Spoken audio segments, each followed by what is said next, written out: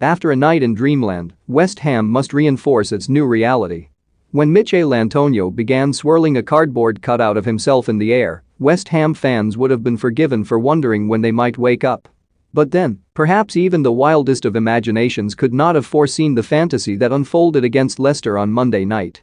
West Ham are top of the Premier League for just the second time in their history, and, after supporters had been stranded at a distance for over 16 months, when hurt and discontent had made for the most unsettling of undercurrents, all the pent-up emotion, unlikely joy and triumph of last season finally came to fruition at first hand. The supporters remained long after the final whistle, bobbing deliriously to Sweet Caroline, and finally their soulless-resented stadium truly began to feel like home. "This reminded me of Upton Park tonight, it was great. It was a big change," David Moyes said afterwards, and while it may not have been his name chanted in Stratford's backstreets, it was a trophy of recognition for him, too so often unfairly maligned, now the mastermind of a much-doubted transformation. For the club's supporters, still in the hazy morning afterglow, pinching their skin and rubbing their temples, there should be no rush for the paracetamol. These are heady days to savor, and last season's brilliance shows no sign of abating. Under Moyes, they are disciplined and aware, determined and resilient, qualities that have not often been so synonymous with West Ham. It's not to say last season was a fluke by any stretch, but that to see the club start the season in this manner has only hardened the reality of their credentials. After so many years of unrest and volatility, it is hard to remember a time when they've had such a solid foundation to build upon. Of course, that can really only be applied to their squad. Uncertainty is never far around the corner at West Ham, and another doomed cycle of takeover talks agitate in the background. But as those murmurs continue, the club cannot afford to pause for a resolution and squander the full extent of their recent progress.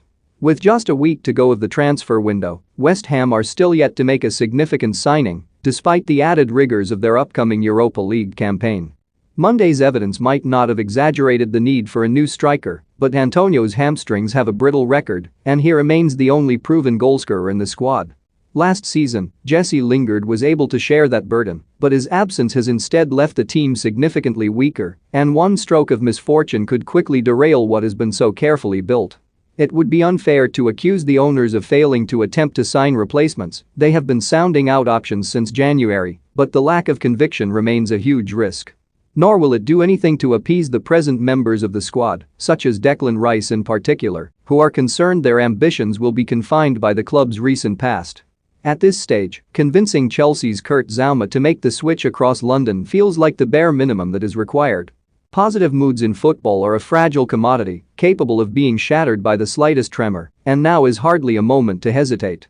West Ham have a manager whose experience and shrewdness in the market has been unquestionable during his second spell in charge, a squad that is going from strength to strength, and finally it feels as though they are ready to turn the page rather than return to an age-old script.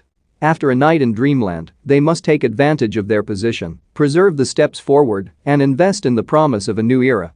It is reasonable to think, in the ever-shifting world of West Ham, that they might never be so well placed to do so again. There will be bad injuries and bitter luck. Those are as inevitable as the hangovers that drummed the heads of the fans who were still standing and serenading when Antonio returned.